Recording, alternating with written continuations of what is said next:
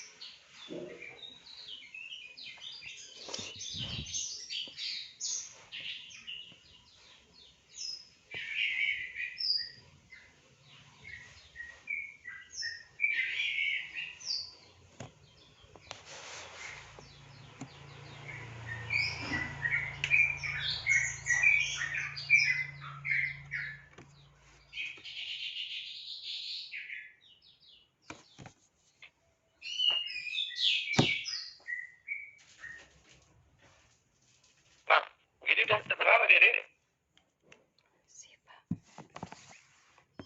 Bapak. Apa masih kayak robot? Masih kayak robot, Bapak. Itu saya nggak tahu nih kenapa nih.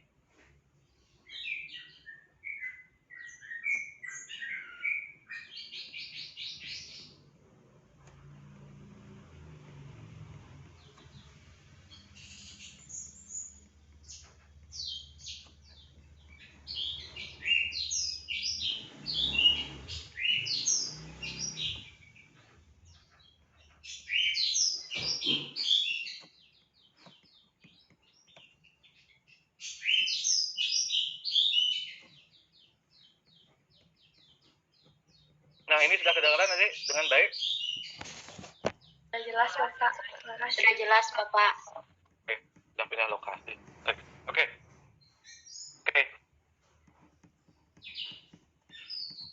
Mana tadi ya? Teknologi DNA rekombinan ya.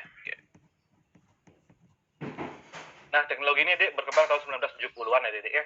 Jadi nanti kita akan kasih lihat kepada Anda bagaimana teknologi ini berkembang. Nah, berikut Dek adalah overview materi saya, pengantar materi, kertas, gunting, dan lem, teknik DNA rekombinan, dan Nah, teknologi DNA rekombinan Dek itu kalau kita perhatikan adalah teknologi yang mengkombinasikan dua hal ya. Anda mungkin pernah dengar namanya kimera Dek ya. Jadi di mitologi Yunani ya, ada beberapa hewan-hewan yang merupakan gabungan dari beberapa hewan ya. Ada hewan-hewan mitologi yang merupakan gabungan beberapa hewan. Contohnya Hydra misalnya ya, ini gabungan kayak dinosaurus, kayak naga tapi berkepala ular 3 ya. Centaur gabungan dari manusia dan juga kuda ya. Dan berbagai macam makhluk-makhluk mitologi lainnya ya. atau kimera, dedek ya, singa, ya, domba, ular juga ada di sini. Nah, kimera ini dedek artinya ada gabungan dari dua organisme atau lebih yang berbeda-beda. Nah, kimera ini ya dedek, ya, ternyata tidak hanyalah ada di mitologi Yunani aja dedek ya. Pada manusia pun ada namanya kimera dedek. Nama lainnya adalah mikrokimera ya.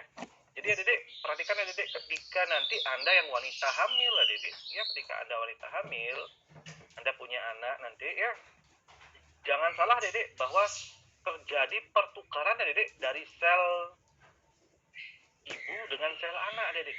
Ya, ada pertukaran, ada sel anak yang masuk ke dalam sel ibu, ada sel ibu yang masuk ke dalam sel anak dedek ya, sehingga sebenarnya manusia itu adalah kimera dedek ya.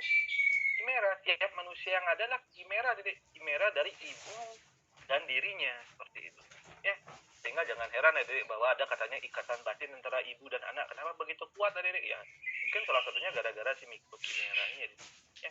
Jadi Anda dan ibu Anda saling bertukar sel ya dedek. Kalau ibu Anda hamil 7 orang anak, maka dalam tubuh ibu Anda ada 7 tipe jenis sel-sel yang berbeda-beda dari masing-masing anaknya. Ya, nah intinya dedek, kimera ini merupakan kombinasi dari dua organisme atau dua individu. Dua individu yang berbeda atau dua organisme yang berbeda-beda. Nah, konsep kimera ini dedek ternyata sebenarnya sudah ada ya, terutama pada bidang mikrobiologi dedek. Jadi bidang ilmu yang mengamati sel-sel berukuran tunggal dedek ya. Jadi pada bidang mikrobiologi ya dedek, kimera ini bukanlah hal yang jarang ditemui ya dedek. Alam menciptakan berbagai macam tipe kimera yang berbeda-beda dedek ya. Contohnya bakteri Shigella ya. Bakteri Shigella itu dedek ternyata merupakan kimera dari beberapa virus dedek ya, sehingga bakteri Shigella mendapatkan beberapa materi-materi genetik untuk dia bisa bertahan hidup dalam saluran cernaan dan itu berasal dari virus-virus tertentu yang dia ambil dedek. Dia ambil, dia panen, dia ambil, dia panen ya, materi-materi genetik yang penting. Nah, mungkin nggak kita menciptakan kimera antara manusia dengan bakteri? Nah, ini pertanyaan yang menarik dedek ya. Karena pada kenyataannya sekarang ini dedek udah banyak dedek kebentuk bakteri-bakteri yang merupakan kimera dari bakteri tersebut dengan manusia. Ya. Anda mau tahu apa produk yang paling terkenal yang mungkin Anda bisa temukan di rumah Anda sendiri ya? Jangan-jangan ya. Yaitu produk namanya insulin dedek. Ya, itulah produk, salah satu bentuk produk kimera dedek. Ya, artinya apa?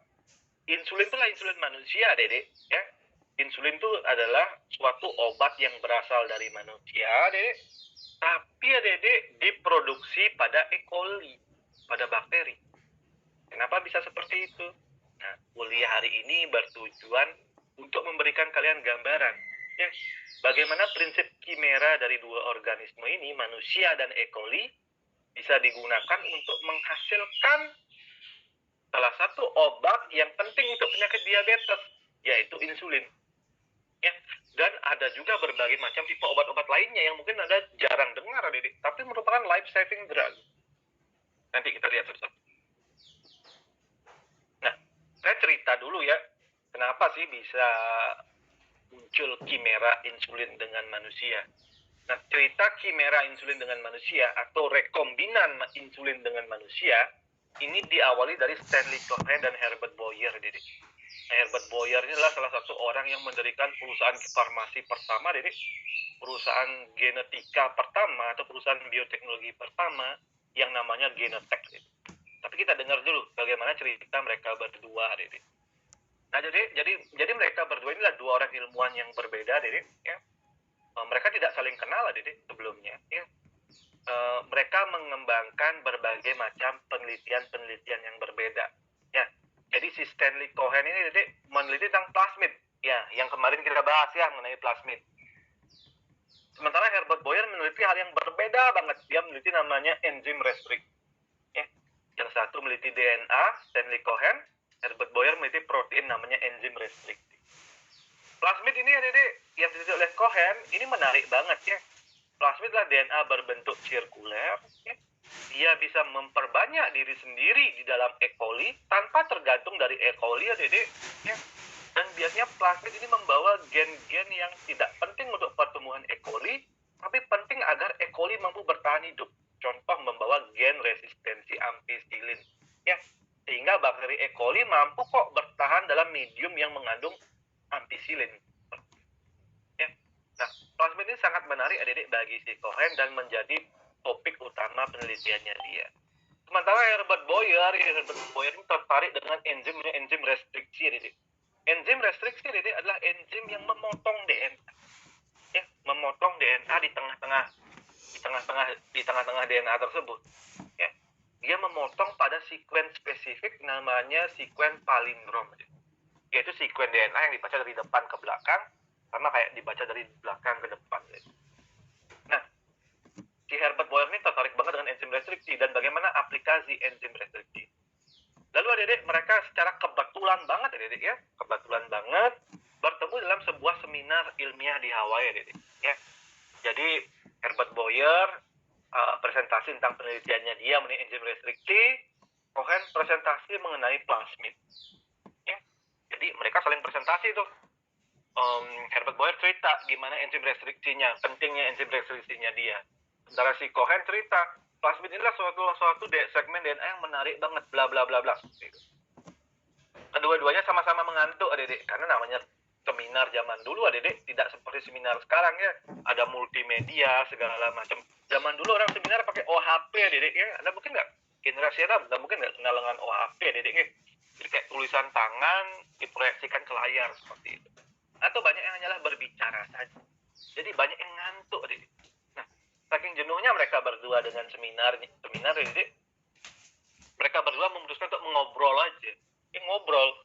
Dan di sini adik, dalam obrolan ini teramati adik bahwa ternyata plasmid punya namanya situs palindrom yang ternyata mampu dipotong oleh enzim restriksi dari Boyer seperti itu. Nah, kemudian pembicaraan mereka berlanjut adik. Mereka keluar malam-malam ya, sudah selesai seminar nih, mereka berdua makan malam di sebuah restoran di Hawaii ya. Dan di atas kertas tisu di sana adik ya, kertas napkin di sana, mereka membuat draft pertama yang namanya draft DNA rekombinan adik. Ya, itu draft pertama DNA rekombinan adik. Ya. Dari pembicaraan mereka malam itu, mereka berpikir seperti ini adik. Ya. Mungkin nggak kalau saya punya gen tertentu dari organisme selain E. coli, lalu saya potong dengan enzim restriksi, kemudian plasmidnya juga saya potong dengan enzim restriksi, lalu saya tempelkan kedua segmen yang berbeda ini, mungkin nggak segmen yang berbeda ini diekspresikan oleh E. coli? Nah, ini pertanyaan yang muncul waktu itu.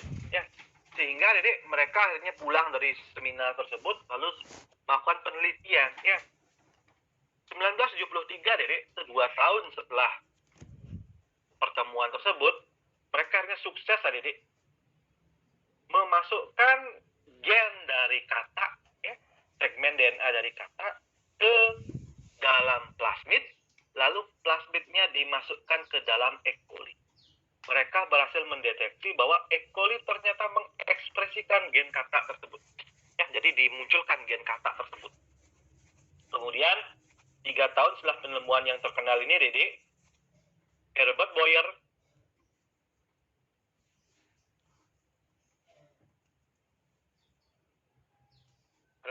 mendirikan namanya Genentech. Genentech adalah perusahaan bioteknologi pertama yang nantinya memproduksi berbagai macam produk bioteknologi, yaitu somatostatin misalnya, insulin, hormon sebagainya, Dede. Ya. Dari sini, Dede, bagaimana perkembangan DNA rekombinan tersebut muncul. Pak, detailnya seperti apa? Ini, Dede, sederhananya seperti ini. Ini ide dari DNA rekombinan. Ya. Kalau Anda punya bakteri yang normal, Dede, ini bakteri E. coli normal, Dede, nomor 1, ya. Bakteri E. coli normal punya plasmid di dalam selnya, Dede. Nah, plasmid ini Anda isolasi. Ya. Anda pecahkan sel bakterinya, Anda ambil plasmid. Ya. Lalu plasmid ini Anda apakan? Plasmid ini Anda potong, ya, karena plasmid punya namanya situs palintom, Anda potong dengan enzim DNA restrict, ya, kepotong plasmidnya, Dede. Kemudian gunakan enzim yang sama, Dede, untuk memotong yang namanya DNA cetakan atau DNA insert, ya. Ini DNA insert, Dede, DNA sisipan. Yang warna biru inilah DNA insert, ya. Anda gunakan enzim sama untuk memotong DNA insert, lalu Anda tempelkan DNA insertnya, Dede, yang warna biru ke plasmid. Ya. DNA insertnya, Dede, bisa berasal dari organisme apapun. Dari katak, dari manusia, dari pohon jambu, ya. Dari apapun. Atau dari bakteri-bakteri yang lain, ya. Anda tempelkan dia dengan sebuah enzim tertentu, namanya enzim ligase, nanti dia akan nempel aja, Dede. Setelah dia menempel, ya, kebentuklah namanya DNA rekombinan. Kenapa namanya DNA rekombinan? Karena adalah DNA yang berasal dari dua organisme yang berbeda, recombination, ya. Satu dari bakteri E. coli, satu dari katak misalnya. Lalu DNA rekombinan ini Anda masukkan ke dalam sel bakteri E. coli lagi, Dede, ya. Sehingga sekarang terbentuklah namanya rekombinan bakteri ini, ya. In di nomor 4 ini terbentuk namanya bakteri rekombinan, Dede. Kenapa namanya bakteri rekombinan? Karena bakteri ini selain membawa plasmid, sekarang membawa DNA insert. Nah, ini ide sederhananya, Dede, dari teknik DNA rekombinan. Ya, ini kayak Anda pelajaran TK dulu, Dede, ya. Anda punya kertas, Anda potong kertas Anda dengan gunting, lalu kertas ini Anda tempelkan dengan kertas yang warna lainnya, Dede, ya. Anda tempelkan dengan lem. Ya, jadilah nanti berbagai macam pernak-pernik karya seni waktu TK, zaman TK dulu, Dede. Nah, teknik DNA rekombinan sama kayak permainan anak TK, Dede, ya. Cuman memang lebih advance karena yang ditempel dan dipotong bukan kertas tapi DNA, ya, materi genetik yang ditempel dan dipotong. Nah, nih, ya. Lalu gimana, Pak? Udah nempel dan motong tuh gimana? Ya, saya jelaskan ya, Dede. Ya, ini Anda perhatikan, ini ada DNA, Dede, yang berasal dari misalnya dari manusia, ya. DNA manusia ini dipotong-potong, Dede, dengan enzim restriksi, dapat fragmen berwarna ungu ini. Kemudian di bawah ada bakteri, ya, Dede. Bakteri ini Anda ambil plasmidnya, ya. Plasmid ini Anda potong juga dengan enzim restriksi. Lalu plasmid yang dari dipotong dengan enzim restriksi Anda gabungkan dengan segmen gen pengkode gen insulin misalnya yang warna ungu ini. Anda gabungkan dengan enzim DNA ligase, lalu Anda masukkan kembali ke dalam bakteri. Sekarang, Dede, bakteri ini menjadi bakteri rekombinan. Ya, bakteri rekombinan ini akan membelah diri, Dede. Ya, bakteri ingat dia berkembang biak. Jadi 2, jadi 4, jadi 8, dan seterusnya. Membentuk yang namanya klon bakteri. Ya, klon. Artinya apa? Dia bakteri yang identik, Dede. Semua sel di dalam klon bakteri ini membawa plasmid atau DNA rekombinan yang sama. Ya. Sekarang saya ajak Anda berbicara tentang kertas, gunting, dan lem molekuler. Apa sih kertasnya, apa guntingnya, dan apa lem molekuler yang kita gunakan? Sebelum masuk ke sini ada pertanyaan dulu, silakan. Kita berikan kesempatan waktu untuk bertanya.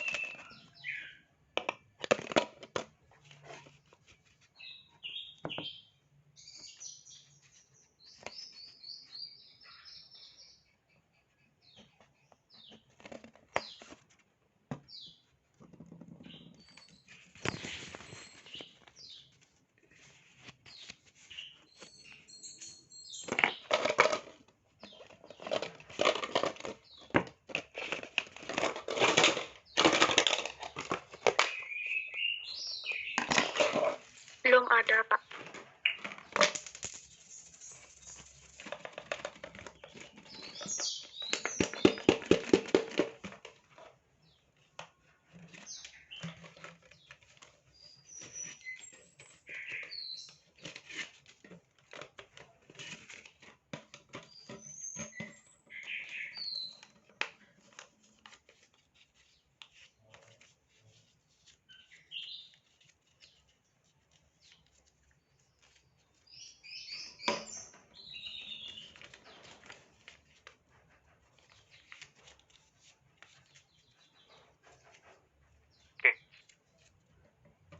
ya ke kertas, gunting, dan lem molekuler yang digunakan.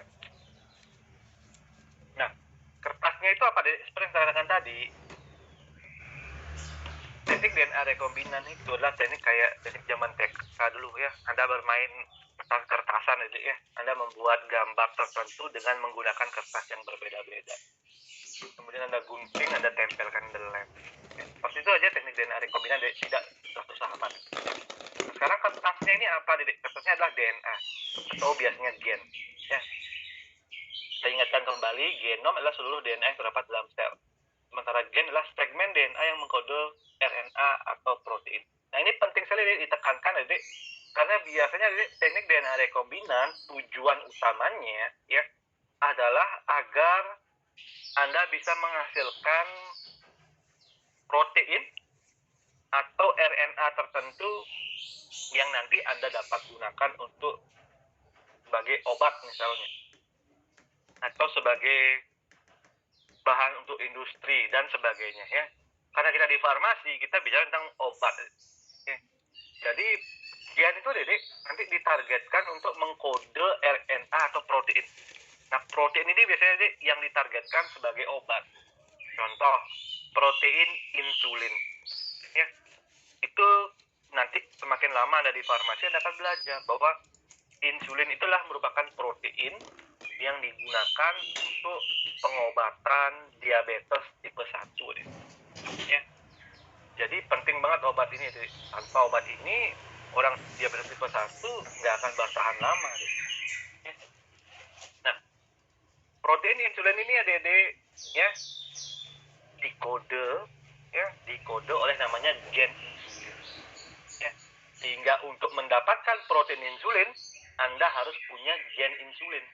Gen insulinnya ini akan diekspresikan ya, ditranskripsi dan ditranslasi menjadi namanya protein insulin. Nah, protein insulin ini yang Anda gunakan untuk terapi diabetes mellitus. Ya. Ini ya, Dedek, pentingnya Dedek ya. Jadi kertas yang kita gunakan adalah DNA Dedek. Ya. Dan DNA tersebut biasanya berisi gen ya. Jadi segmen DNA yang mengkode RNA atau protein. Nah, ini transkripsi gen ya Dedek. Ingat aja Dedek nggih. Jadi sekuen DNA pada gen diterjemahkan menjadi sekuen mRNA. Ya, itu transkripsi. Translasi adalah penterjemahan sekuen kodon pada mRNA menjadi sekuen asam amino pada protein. Ya, ini translasi. Nah, nggak perlu dibaca, Dedek. Cuman diingat aja ya bahwa ini adalah translasi. Ya, intinya Dedek, proses transkripsi gen dan translasi gen tujuannya adalah ini ya, untuk menghasilkan yang namanya protein ya.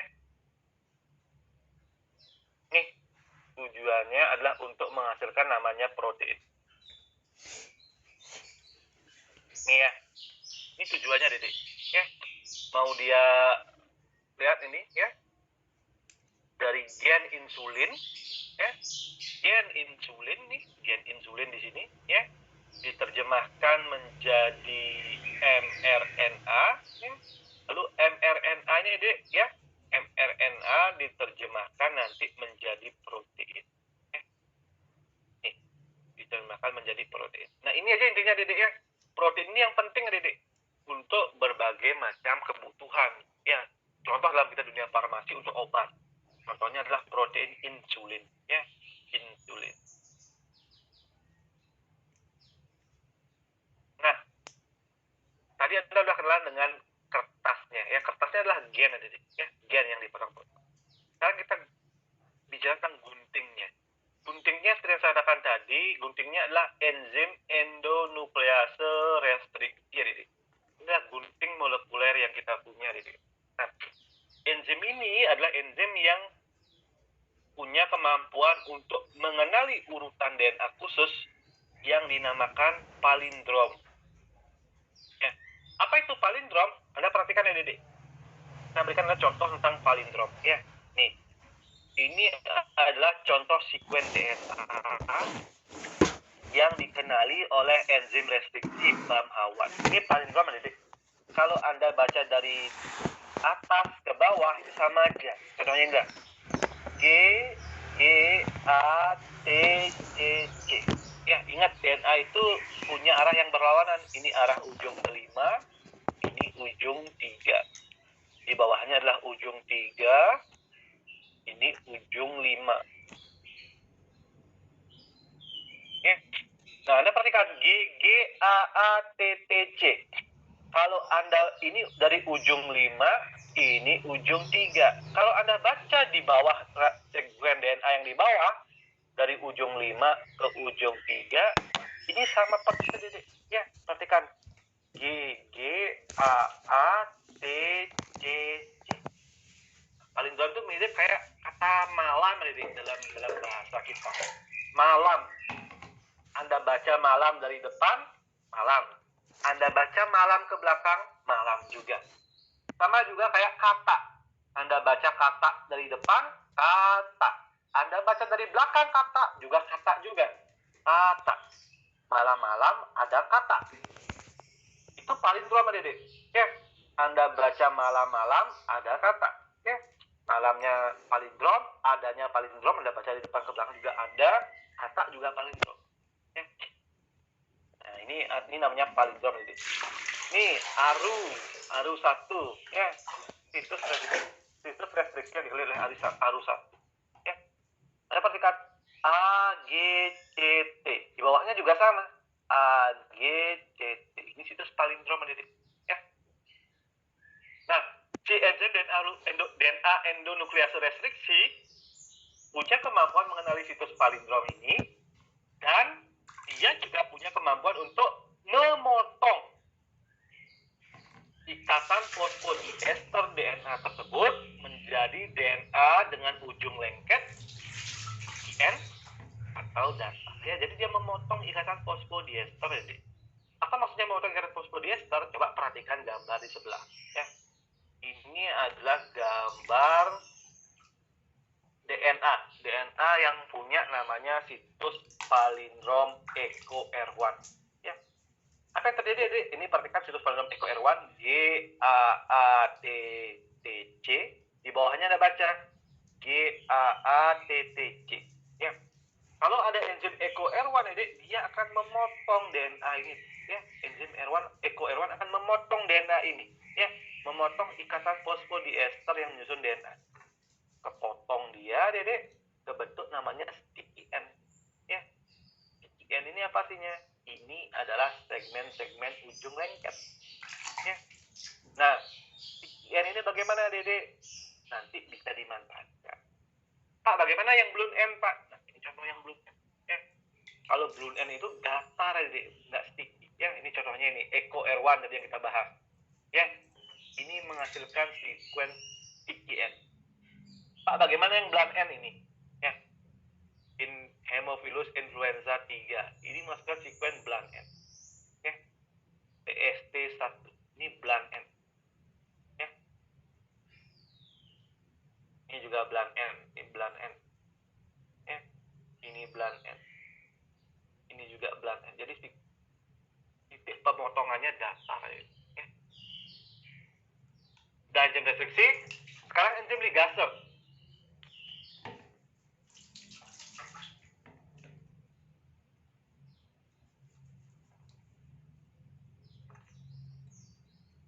Nah, enzim ligase ini adalah enzim yang memiliki kemampuan untuk menyambungkan DNA dengan membentuk ikatan fosfodiester di antara dua fragmen DNA. Nah, ini perhatikan, Dede. Kalau gunting, ini memotong ikatan fosfodiester DNA. Ya. Kalau enzim ligase, kebalikan dia. Dia punya kemampuan untuk menyambungkan DNA dengan membentuk ikatan fosfodiester di antara dua fragmen DNA. Ya. Nih.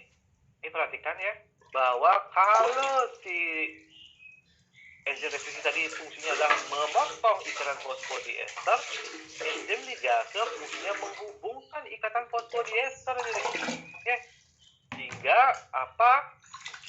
rantai DNA yang tadi dipotong oleh enzim restriksi bisa digabungkan kembali oleh enzim ligase. Ya. Caranya bagaimana, Dedek? Caranya adalah dengan perpasangan basa. Asalkan sesuai perpasangan basanya, maka akan digabungkan. Jadi, enzim DNA ligase, Dedek, bagusnya adalah dia nggak peduli, Dedek, dari mana segmennya berasal. Mau satu DNA berasal dari manusia, satu DNA berasal dari kata, asalkan dia punya pasangan basa yang sama, dia akan gabungkan. Ya. Contoh, kita ambil contoh. Nah, ini Dedek, proses penggabungan dua segmen DNA oleh enzim DNA ligase. Anda perhatikan, yang sebelah kiri ini adalah vektor DNA, Dedek. Ya. Jadi, plasmid. Ya. Ini adalah plasmid.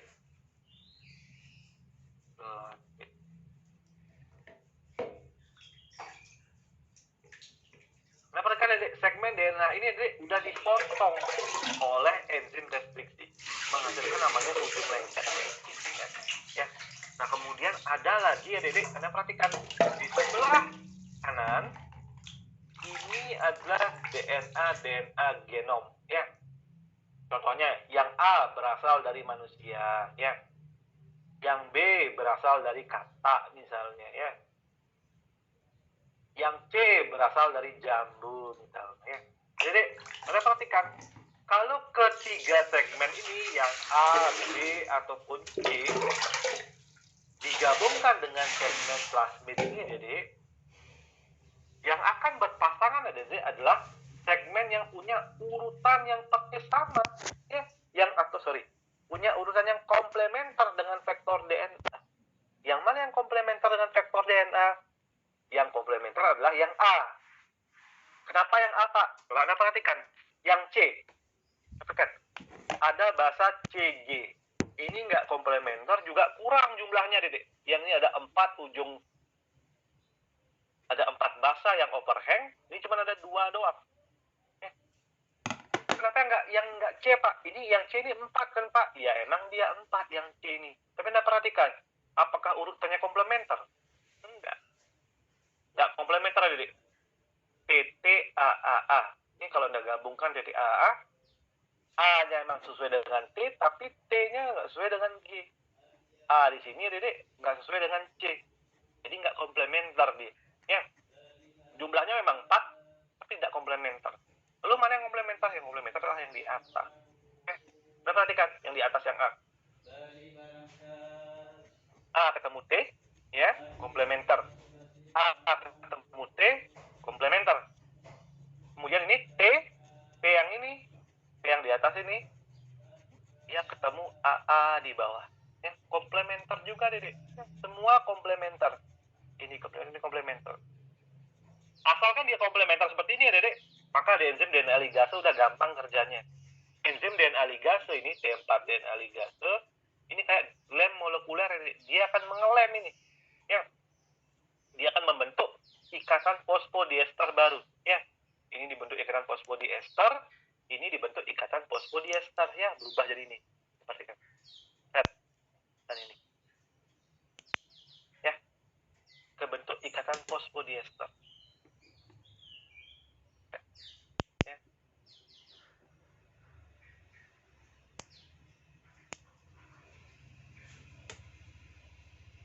Nah, pembentukan ikatan fosfodiester ini, Dedek, menyebabkan sekarang dua fragmen DNA yang berbeda ini bergabung menjadi satu. Yang ini dari manusia, yang ini dari E. coli. Ya, plasmid dari E. coli. Sekarang gabung jadi satu.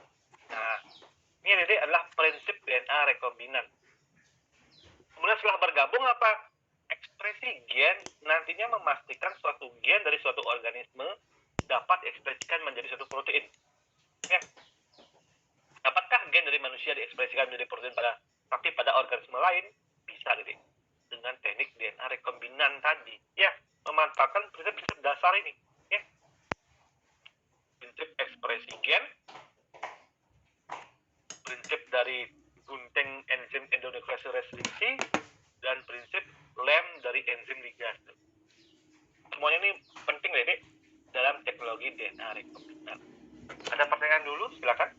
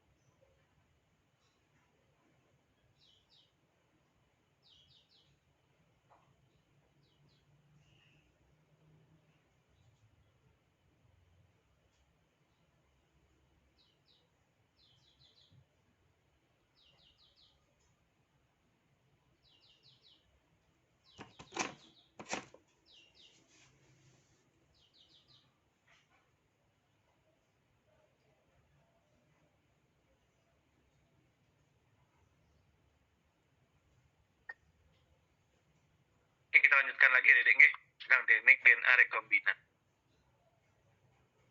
Nah ini Dedek, intinya teknik DNA rekombinan ya Dedek ya. Ada 4 tahapan ya Dedek. Pertama adalah penyiapan dan pemotongan DNA, kemudian ligasi DNA, kemudian transformasi sel, terakhir adalah seleksi dan deteksi DNA. Nah proses ini Dedek, kalau Anda perhatikan Dedek adalah proses yang cukup panjang Dedek ya. Tapi saya akan coba jelaskan dengan simpel di sini Dedek. Nah, tahapan pertama adalah penyiapan dan pemotongan DNA. Anda perhatikan Dedek gambar sebelah kiri. Ini Dedek ada plasmid Dedek ya. Plasmid ya. Anda perhatikan 2 situs penting pada plasmid yang sirkuler ini. Ada gen resistensi antibiotik ya. Jadi gen resistensi antibiotik ini Dedek nanti akan menghasilkan produk yaitu berupa protein beta laktamase Dedek. Protein beta laktamase ini mampu menghancurkan ampicillin Dedek menjadi produk yang tidak berbahaya bagi bakteri. Kemudian Anda perhatikan sebelah kanan ada namanya situs restriksi EcoR1 ya. Inilah situs pemotongan enzim restriksi EcoR1 ya. Kemudian Anda perhatikan Dedek gambar yang pink. Ini adalah DNA insert Dedek ya. Anggap saja Dedek gambar yang pink ini ya Dedek ya, segmen DNA yang pink ini menghasilkan hormon insulin ya. Anda perhatikan gen insulinnya berada, dia juga punya situs pengenalan enzim restriksi EcoR1 ya, ujung-ujungnya. Anda perhatikan. Nah Dedek, yang menarik adalah Dedek, kalau Anda berikan enzim EcoR1 ke plasmid ataupun ke segmen DNA insulin ini ya, Anda masukkan enzim EcoR1 bersama dengan plasmid, lalu di tempat yang berbeda Anda masukkan gen insulin bersama dengan enzim EcoR1, maka Dedek nanti enzim EcoR1 akan memotong. Enzim EcoR1 akan memotong plasmid, membentuk ujung sticky end namanya. Kemudian enzim EcoR1 akan memotong gen insulin, membentuk ujung-ujung sticky end. Ya, kedua ujung ini ya Dedek, Anda gabungkan atau Anda ligasi. Ya, tahapan kedua. Ya, masuk ke tahapan kedua yaitu ligasi DNA. Ya, jadi kedua ujungnya Anda ligasikan, Anda gabungkan ya dengan bantuan enzim DNA ligase, sehingga terbentuklah namanya DNA rekombinan. Nah, selesai tahapan kedua Dedek. Sekarang masuk tahapan ketiga. DNA rekombinan ini kalau Anda diamkan di dalam tabung reaksi, dia akan hancur. Nah, itu dalam sehari aja hancur kok. Ya. Lalu apa yang Anda lakukan? Anda masukkan DNA rekombinan ini ke dalam bakteri. Ya, bakteri E. coli. Anda masukkan ke dalam bakteri. Prosesnya adalah proses transformasi. Ya. Jadi Anda masukkan plasmid rekombinan ini ya, atau DNA rekombinan ini ke dalam bakteri E. coli. Ya. Kemudian di dalam bakteri E. coli Anda biarkan dia mengalami multiplikasi ya. Nanti satu bakteri jadi 2, jadi 4, jadi 8 dan seterusnya, membentuk klon bakteri. Dan tahapan ketiga selesai. Tahapan keempat, Anda seleksi dan deteksi DNA ya. Contoh paling gampang Anda seleksi, Anda tumbuhkan bakteri ini ke dalam media yang mengandung antibiotik ampicillin Dedek. Ya. Bakteri yang tidak memiliki plasmid akan mati ya Dedek dalam media yang mengandung ampicillin. Sementara bakteri yang memiliki plasmid rekombinan atau DNA rekombinan ini akan hidup. Kenapa dia bisa hidup? Karena dia punya enzim ini, gen resistensi ampicillin, yang memproduksi enzim beta laktamase yang mampu menghancurkan antibiotik ampicillin Dedek. Sehingga hanyalah bakteri yang mengandung DNA rekombinan Dedek yang dapat tumbuh. Lalu bakteri yang tumbuh ini Anda seleksi selesai, Anda deteksi benar nggak ukuran plasmidnya dan benar nggak urutan nukleotida. Ya. Jadi mendeteksi keberadaan dan kebenaran DNA rekombinan. Itu aja Dedek prosesnya Dedek. Ya. Ini tahapan-tahapan ini Dedek pelajari sendiri ya Dedek. Ini ada banyak sekali Dek tahapannya. Ini Anda bisa baca Dedek nanti ya.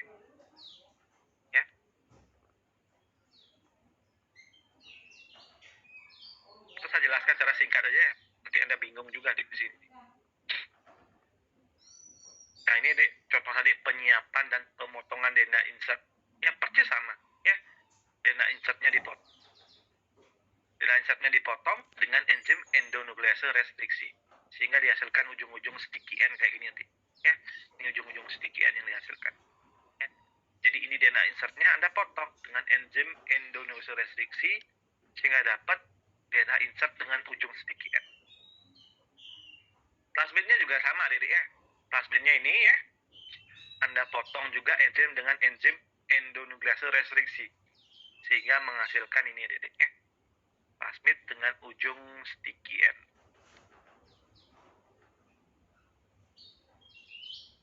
Ya. Nah ini Pak, EcoR1 pada plasmid itu Dedek ya, ini berada pada namanya posisi multiple cloning site. Ya. Di plasmid Dedek ada sekuen khusus namanya multiple cloning site. Ini yang saya tandai Dedeknya. Nih, yang saya tandai. Inilah segmen Dedek yang berisi banyak sekali situs-situs palindrom enzim restriksi ya Dedek. Ya. Sehingga kalau Anda memotong plasmid, Anda bisa tinggal pilih aja enzim restriksi yang mau Anda gunakan di mana. Plasmidnya akan kepotong di satu tempat spesifik. Ya.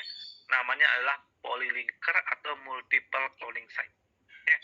Nanti gen Anda Dedek, Anda masukkan ke dalam multiple cloning site ini. Ya. Gen insulin Anda yang ini, ya, Anda masukkan ke dalam ini multiple cloning site. Ya. Nah, sehingga dia bisa nanti bergabung dengan plasmid. Ya, ini contoh multiple cloning site di bawah Dedek. Ya. Inilah urutan DNA yang berisi situs-situs palindrom enzim restriksi. Ya. Contohnya ini BAM-HA1, GGAATJT. Ya.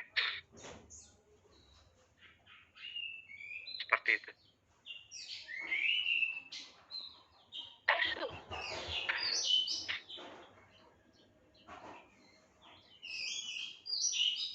Nah, kemudian setelah DNA insert dan plasmid direstriksi, Anda ligasikan Dedek. Ya. Nah, ligasikan seperti yang saya katakan tadi, plasmid sudah dalam bentuk linear, ya, plasmid dalam bentuk linear, ya. DNA sisipan, ya, ini DNA sisipan Anda ya, diligasi dengan bantuan enzim DNA ligase, enzim DNA ligase, membentuk 3 kemungkinan produk ligasi, Dedek. Ya. Jadi kalau plasmid ini, Dedek, ini plasmid dan DNA insert Anda gabungkan dalam tabung reaksi jadi satu, Dedek. Lalu Anda tambahkan enzim DNA ligase, akan terbentuk 3 kemungkinan produk, Dedek. Ya. Ini plasmid, Dedek. Ini plasmid. Ya. Anda potong dengan enzim restriksi, Anda gabungkan dengan DNA insert. Nanti akan terbentuk 3 bentuk produk ligasi, Dedek. Ingat Dedek, DNA ligase nggak peduli ya Dedek. Dia akan menggabungkan apapun yang punya urutan yang sama. Jadi Dedek, kemungkinan produk ligasi yang pertama adalah ini. Plasmidnya nempel kembali ya Dedek. Ya, plasmid yang ini punya sticky end yang ini, ujung plasmid yang lagi satu punya sticky end yang lagi satu. Dia bisa bergabung dengan sendirinya Dedek. Ya, bergabung dengan sendirinya membentuk plasmid utuh. Nih, ya, membentuk plasmid utuh. Anda perhatikan ini plasmid utuh Dedek. Ya, tidak ada DNA insert apapun. Ya. Itu pertama dulu ya. Ini pertama produk ligasinya. Tuh. Anda perhatikan kemudian DNA insert yang pink ini, ya. Perhatikan DNA insert. Ini kan punya sticky end. Ini juga punya sticky end. Dan dia berdua ini sama, Dedek. Sehingga DNA insert Dedek bisa membentuk gabungan DNA sisipan. Ya. Nih, dia bisa membentuk DNA insert seperti ini. Jadi DNA sisipannya berbentuk sirkuler, Dedek. Ya. Inilah produk ligasi kedua. Produk ligasi ketiga, barulah nanti Dedek. Ini ya, DNA insert ketemu dengan plasmid, gabung jadi satu mereka ya di sini ya. Ini ketemu dengan plasmid, mereka gabung jadi satu. Membentuk produk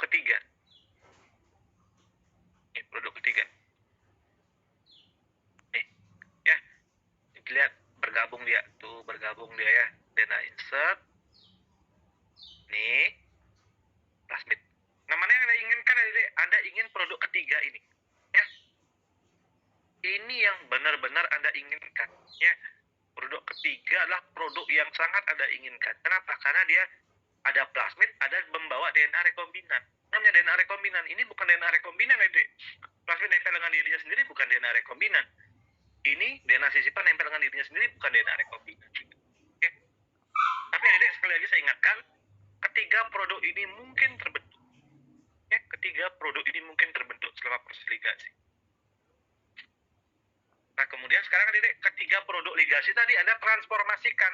Ya, transformasi adalah proses untuk memasukkan DNA rekombinan ke dalam E. coli. Ya, karena kalau DNA rekombinan ini adik, Anda tidak masukkan dalam E. coli, dan waktu beberapa jam aja dia hancur, adik. Ya, paling lama hari, 2 atau 3 hari udah hancur dia. Agar tidak hancur, Anda masukkan ke dalam bakteri E. coli. Selain agar dia tidak hancur, bakteri E. coli juga nanti akan memperbanyak DNA rekombinan Anda. Ya, seperti itu. Nah, Anda memasukkan produk ligasi ke dalam inang atau sel host, dalam hal ini sel bakteri misalnya. Ya, jadi ada DNA rekombinan di sini, Dedek ya. Ada bakteri E. coli, Anda masukkan sehingga dia menjadi bakteri E. coli rekombinan. Ya. Nah, metodenya adalah metode heat shock yang paling umum digunakan. Ada juga metode lain seperti elektroforasi. Sayangnya, Dedek, metode transformasi ini tidak efisien, Dedek. Kalau Anda punya 10.000 sel E. coli di sini, ya, 10.000 sel E. coli, Anda tambahkan plasmid rekombinan, maka hanyalah 1 sel aja yang berhasil mengalami transformasi. Sisanya nggak ngalamin transformasi. Dan 1 sel yang ngalamin transformasi ini bisa saja kemasukan bukan DNA rekombinan, bisa aja kemasukan plasmid atau kemasukan DNA sisipan yang berbentuk sirkuler, gitu loh. Ya, sehingga sangat tidak efisien. Nah, bagaimana cara prosedur heat shock, Dedek? Ini ya, Dedek ya, Anda punya kultur bakteri E. coli, ya. Lalu Anda diamkan kultur bakteri E. coli tersebut dalam larutan namanya larutan CaCl2. Tujuannya apa? Agar sel bakteri E. coli menjadi bakteri sel E. coli kompeten namanya, Dedek. Dia siap melakukan transformasi. Kemudian Anda kecilkan dalam es. Artinya apa? Anda diamkan dalam es. Kasih dia duduk santai dalam es. Dalam es batu. Suhunya dingin banget kan, Dedek ya. Lalu Dedek, Anda ambil Dedek sel kompeten ini ke dalam tabung-tabung reaksi, tabung-tabung Evendrop kecil-kecil, Dedek ya. Anda kecilkan lagi dalam suhu yang dingin, Dedek. Diamkan dalam suhu yang dingin, lalu Anda tambahkan plasmid rekombinan. Tambahkan plasmid rekombinan. Anda diamkan lagi dalam es, Dedek. Diamkan lagi dalam es. Kemudian Anda pindahkan langsung. Ya, ini proses heat shock, Dedek. Dalam kondisi yang dingin kayak gini, Dedek, Anda pindahkan ke suhu 42 derajat Celcius. Ya, selama beberapa detik. Ya, 1 menit lah kira-kira. Ya, ini Dedek equivalent, Dedek, dengan Anda memindahkan manusia dari Siberia yang dingin banget, Dedek, langsung Anda pindahkan ke gurun Sahara dengan suhu 42 derajat Celcius. Bakterinya akan shock, Dedek. Ya, bakterinya akan shock panas namanya, heat shock.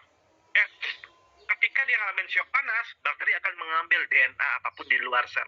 Ya, sehingga plasmid ini, Dedek, yang tadinya ada di luar sel masuk ke dalam sel. Ya, plasmid yang ada di luar sel masuk dia ke dalam sel. Nah, baru Dedek, Anda tumbuhkan hasil shock ini ke dalam media mengandung ampicillin. Sudah proses transformasi? Ada pertanyaan?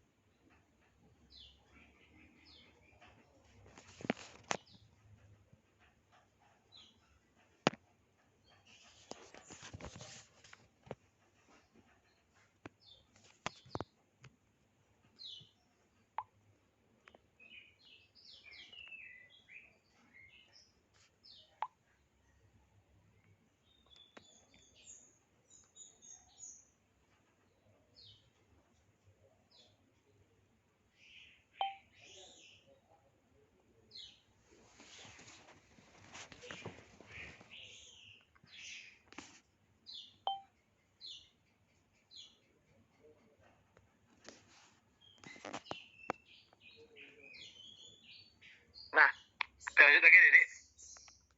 Lanjut ke seleksi antibiotik Dede ya. Nah sekarang Dede setelah dia selesai transformasi tadi, Anda tumbuhkan dia bakteri tadi pada media mengandung ampicillin Dede.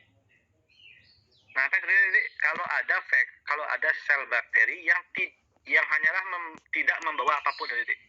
Ya. Tidak ada vektor, tidak ada DNA rekombinan. Contohnya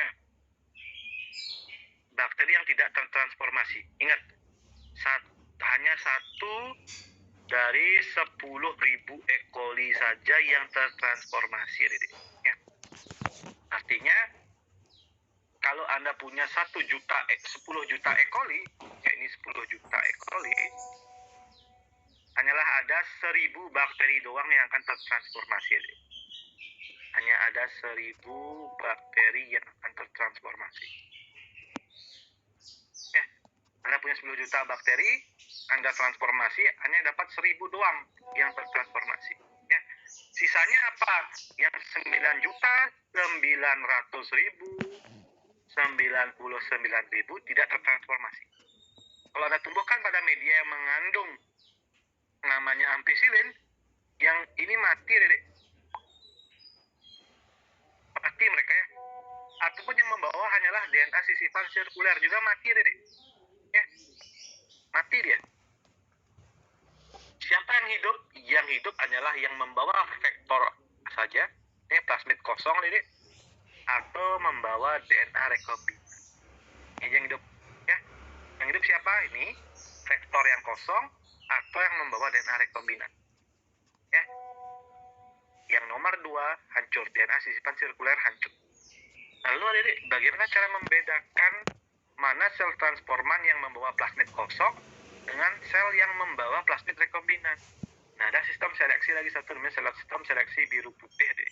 Ya, dia mengandung IPTG, menggunakan media yang mengandung X-gal dan IPTG.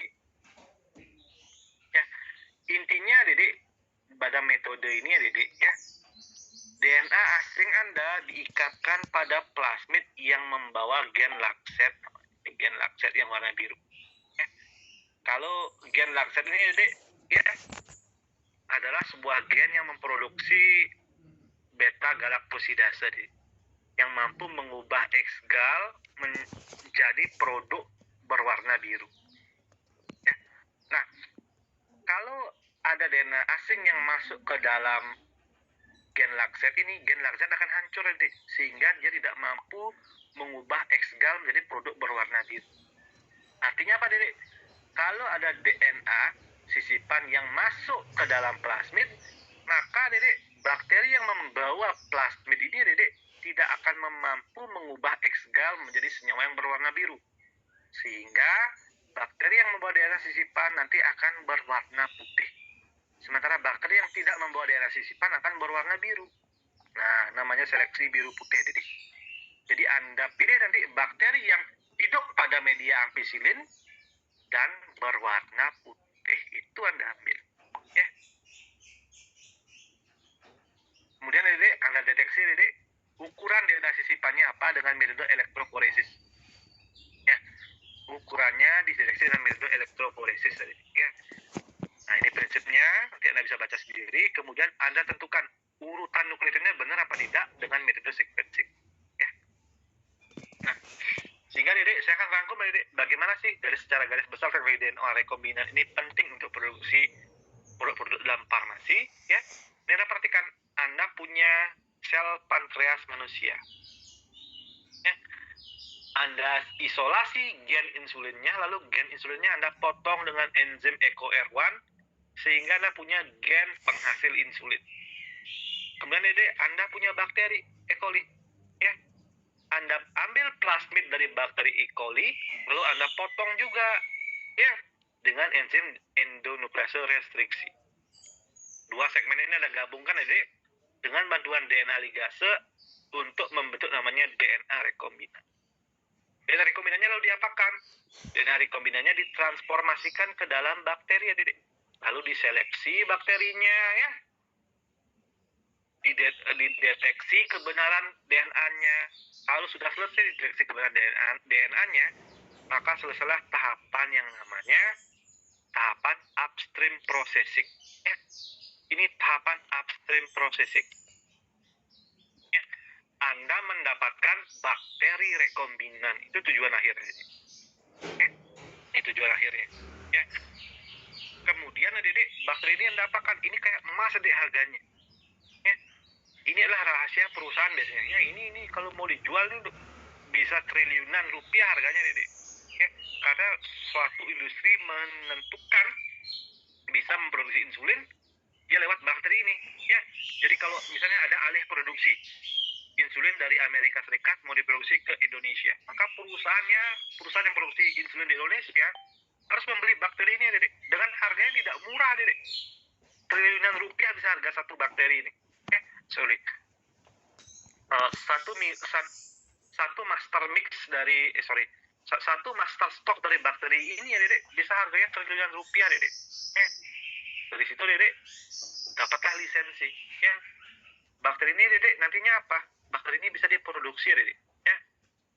Anda siapkan tangki fermentasi ya Dede. Ya. Anda siapkan tangki fermentasi. Ya, ukurannya misalnya 5.000 liter Dede. 5.000 liter. Anda tumbuhkan bakteri E. coli di dalam tangki ini, Dede. 5.000 liter. Ya.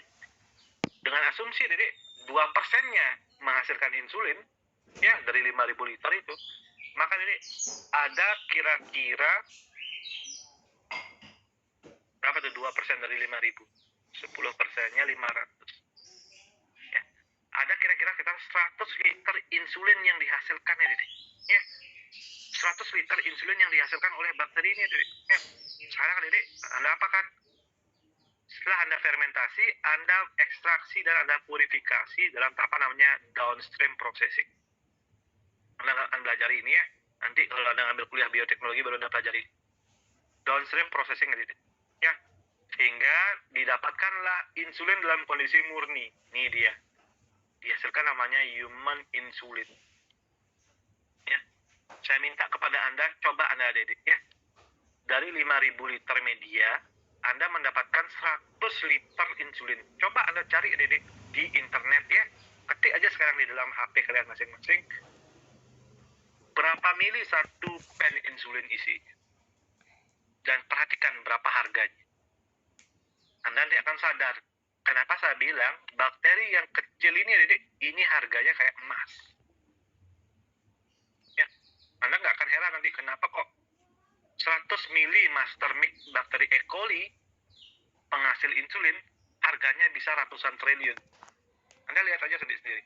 Ya, untuk tangki 1 liter Anda cuma butuh starter 10 mikroliter. Nggak banyak, 10 mikroliter. Sementara Anda punya 100 mili stok bakteri. Anda lihat berapa harga insulinnya. Anda kalkulasikan, Anda akan sadar bahwa harga ratusan triliun untuk 100 mili bakteri E. coli nggak ada artinya, Dede. Untung banyak kok perusahaan tersebut. Begini ya, Dede, ya, cara produksi namanya human insulin. Oke, demikian kuliah. Ada pertanyaan? Saya izin bertanya, Pak. Silakan. Perkenalkan, saya NIM 014. Nama saya Gusti Agung Ayunta Prayasari dari kelas 6A. Saya izin bertanya, bagaimana pendapat Bapak tentang ada seorang ahli bedah dari Universitas Maryland, Amerika Serikat, yang mengganti jantung pasiennya dengan jantung babi yang telah dimodifikasi secara genetik. Sekian dari saya. Apabila ada salah kata, saya mohon maaf. Terima kasih. Terima kasih. Oke, bagaimana pendapat? Ini pendapat saya kan ditanyakan ya? Iya, Pak. Kalau ini emang kasus yang sempat bikin gini kemarin ya, bikin banyak pro kontra, Dedek. Nah, tapi kita harus lihat kembali, Dedek. Ini adalah keputusan dokter, ya, bukan adalah keputusan pasien, tapi keputusan dokter. Ya. Artinya kalau tidak dilaksanakan hal tersebut, pasiennya mati. Kalau ada pilihan melaksanakan atau mati, melaksanakan prosedur mati, siapapun dokter di dunia ini ya Dedek pasti akan memilih untuk melaksanakan prosedur ini daripada membiarkan pasiennya mati. Nah, sementara jantung yang katanya jantung babi yang dari rekayasa genetika tersebut, Anda harus perhatikan dulu, adik-adik. Itu bukan jantung babi lagi, adik-adik. Ya, babi yang digunakan itu sudah direkayasa sedemikian rupa, adik-adik, sehingga hampir sebagian besar protein di dalam babi tersebut adalah humanized protein. Ya. Karena sebagian besar pembentuk organ itu adalah organ manusia, adik-adik. Ya. Pembentuk jantung itu adalah organ manusia. Ya. Jadi sehingga apa? Sehingga meminimalkan namanya peluang penolakan jantung. Banyak loh penolakan organ ya. Nanti Anda pelajari dalam bidang imunologi banyak sekali kejadian penolakan organ. Nah, sehingga jantung babi tersebut ringan atau rendah resiko penolakan organnya. Karena sesuai dengan humanized, sesuai dengan manusia. Ya, Dede ya. Jadi menurut saya kalau tanya pendapat saya bagaimana? Saya setuju saja, Dede. Untuk menyelamatkan nyawa orang, kenapa? Ya, kenapa enggak? Kalau bisa kita lakukan, kenapa enggak? Ya, seperti itu. Nah, masalahnya adalah muncul banyak pro kontra ketika itu jantung dari babi digunakan. Kenapa nggak pakai hewan lain, Pak? Babi kan haram dalam di Muslim ya misalnya. Bisa saja digunakan hewan yang lain ya, sapi misalnya. Tapi dari penelitian memang babi yang paling tepat untuk menggantinya. Kenapa? Karena entah mengapa, Dedek, ya jantung yang dari babi tersebut ya punya peluang lebih besar, Dedek, untuk hidup dalam tubuh manusia asli dibandingkan dengan hewan-hewan yang lain, Dedek. Ya, masih banyak yang perlu diteliti untuk kenapa kok bisa seperti itu. Tapi peluangnya untuk hidup lebih besar. Orang pasti mencari peluang hidup yang lebih besar. Anda nggak mau kan? Udah Anda bayar puluhan miliar untuk cangkok jantung total seperti itu, lalu Anda gagal cangkok jantungnya. Anda cuma punya jantung satu. Ini bukan ginjal yang bisa Anda ganti. Ini jantung, jadi. Tanpa jantung Anda nggak akan bisa hidup. Jantung berhenti Anda nggak akan bisa hidup berapa menit aja Anda udah hilang lagi. Gitu. Dan adik-adik, kalau Anda perhatikan, adik banyak sekali adik sebenarnya yang lebih mengkhawatirkan secara etika. Ya, teknologi DNA rekombinan ini membuka pintu yang luar biasa. Jadi. Saya belum cerita pada kalian namanya teknologi CRISPR-Cas. Jadi ya, Dede, saya memang punya kepakaran dalam bidang genom manusia, Dede. Ya, dalam bidang genom manusia. Saya tertarik pada human genome, Dede. Ya, jadi saya memang banyak belajar tentang bagaimana sih manusia-manusia tersebut, peluang-peluang manusia tersebut dalam pengobatan di masa depan. Sebenarnya Dede, ada teknologi namanya teknologi CRISPR-Cas, Dede. Ya, teknologi ini adalah teknologi yang revolusioner sekali, Dede. Nah, 2013 ditemukan, tapi sudah banyak sekali perubahan yang dihasilkan. Yang paling menarik adalah tahun 2019 kemarin, Dede. Ilmuwan Cina He Jiankui menyatakan bahwa dia mengedit bayi kembar pertama, Dede. Teknologi CRISPR-Cas memungkinkan Anda mengedit genom Anda, Dede. Ya, mengedit gen Anda dengan presisi, dengan tepat. Ya. Sehingga apa, Dede? Anda bisa mengatur ulang gen-gen Anda di laboratorium. Nah, contohnya pada bayi. Kebetulan He Jiankui melakukan pengeditan pada bayi. Jadi orang tua kedua bayi ini, Dede, orang tua bayi kembar ini menderita HIV, Dede. Peluang mereka melahirkan anak yang terkena HIV itu tinggi, Dede, di atas 70%. Nah, mereka tidak ingin itu terjadi, Dede. Mereka tidak ingin anak-anaknya kena HIV. Jadi apa? Mereka datang ke He Jiankui melakukan pengeditan, Dede. Ya. Intinya mereka mengedit jalan masuk HIV ke dalam sel tubuh Anda. Ya, sehingga virus HIV nggak bisa masuk dalam sel tubuh Anda. Ya. Anak-anak yang dilahirkan, Dede, diedit namanya protein CCF5 ya, yang merupakan tempat masuk HIV. Sehingga anak-anak yang dilahirkan dari kedua orang tua HIV ini, Dede, mereka kebal terhadap virus HIV, Dede. Dan nanti semua keturunannya juga kemudian akan besar akan kebal terhadap virus HIV. Semua keturunannya akan kebal terhadap virus HIV. Setidaknya lebih kuatlah pada virus HIV. Jadi anak-anak yang akan dilahirkan oleh bayi-bayi ini ke depan itu kebal HIV, Dede. Untuk pertama kalinya, Dede, manusia punya kemampuan menyembuhkan HIV dari generasinya. Tapi apa? Itu dilarang secara etika, Dedek. Tidak boleh mengedit manusia. Hanya Tuhan yang bisa melakukannya. Tapi nyatanya, Kijiwan Kim melakukannya, Dedek. Coba Anda bayangkan apa yang terjadi pada umat manusia. Sekarang kita punya alat, Dedek, untuk mengubah diri kita. Bayangkan itu, Dedek. Ya, inilah masa yang sangat menarik, Dedek.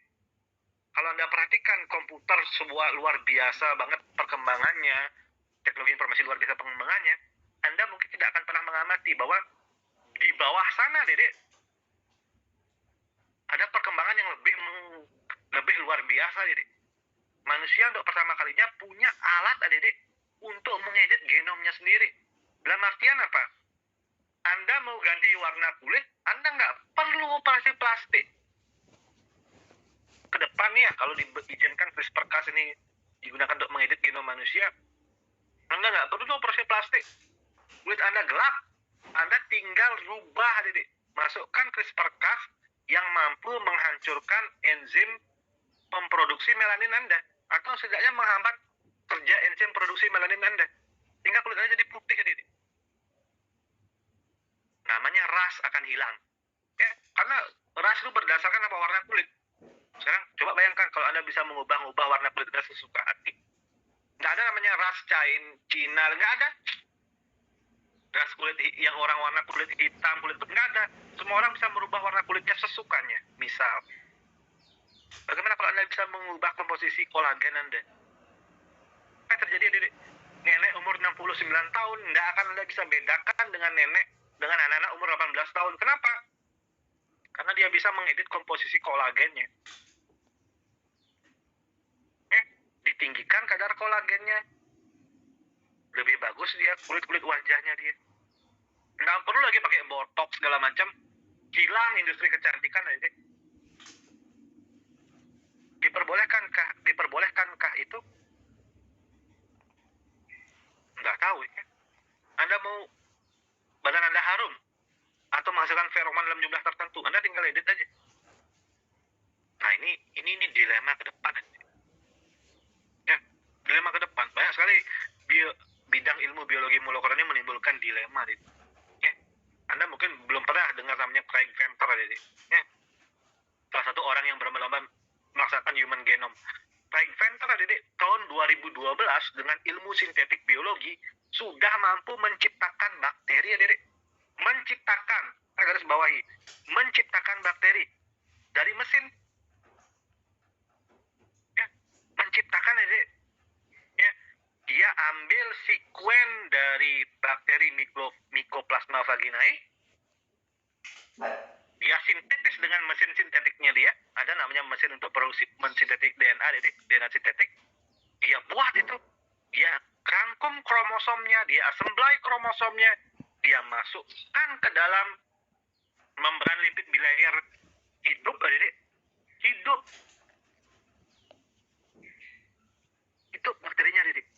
Dan itulah makhluk hidup pertama yang berisi tanda tangan dari si Craig Venter yang diterjemahkan dalam urutan DNA. Berisi nama-nama pendesainnya dia.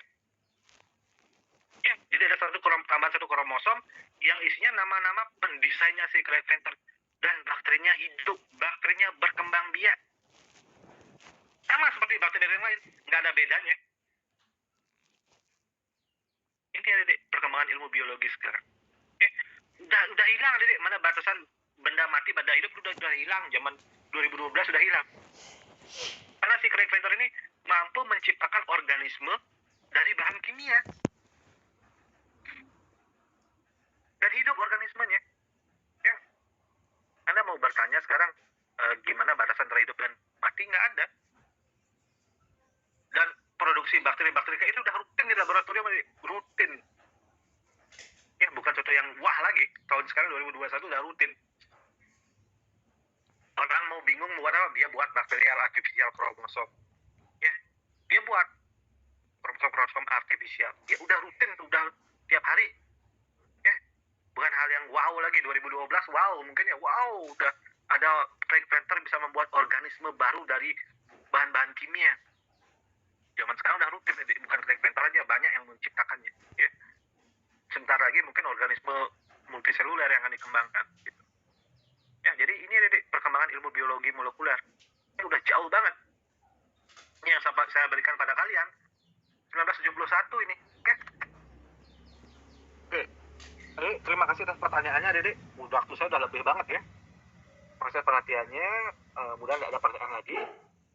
Demikian ya, Dek, mata kuliah biologi sel yang saya bisa sampaikan. Kurang atau lebihnya saya mohon maaf ya, Dek. Kalau ada pertanyaan yang salah, sampai ketemu lagi ya, Dek, pada mata kuliah.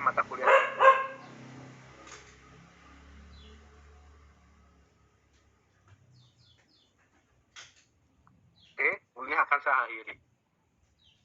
Terima kasih, Pak. Baik, Pak. Terima kasih.